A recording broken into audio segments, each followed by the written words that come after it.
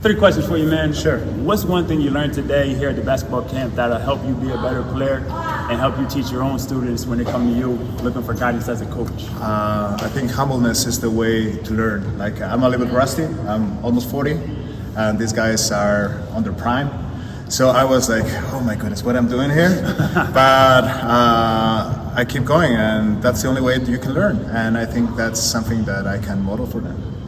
Man, you couldn't have said it any better. The model here doesn't have an age limit. LeBron James is 41, playing better than people that are 18 years old. I personally thought he was doing great out there. It's one thing to be an example for the next generation coming up, and that's exactly what Luiz is, a perfect example, a good man of God, showing us how to lead the way. Doesn't matter your age, always put the work and the consistency. Second question, man, what's one thing that you would like to relay or speak to the youth here in these next up and coming days about how to be better men of Christ outside of the court?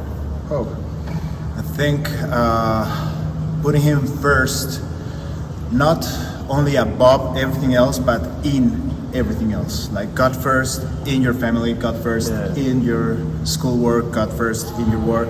If you put him first, then everything aligns.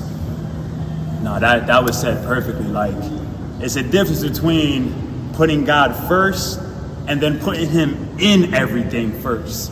And that was spoken with a lot of wisdom. I like this man right here. That was spoken with a lot of wisdom. Us as men of God, as men of Christ, as basketball players, whatever platform we have as teachers, as players, as whatever, it's a difference between putting God first and putting God in it first. And everything else will fall in line. And last but not least, man, tell me, what's one accolade of yourself?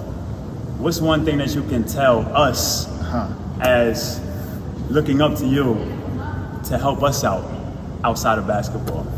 Or an accolade of yourself, something that you went through. What's your testimony?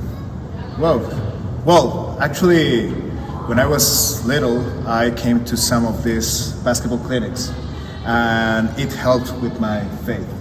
So actually, I think it's something that I want to encourage you to keep doing.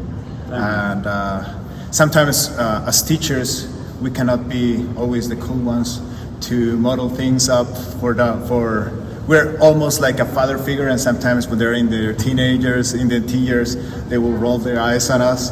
And that's when people like you come and they see something that they admire and they look forward and they can see Jesus in your life. So I think those people impacted my life, and I want to encourage you to keep doing that because you impact their lives.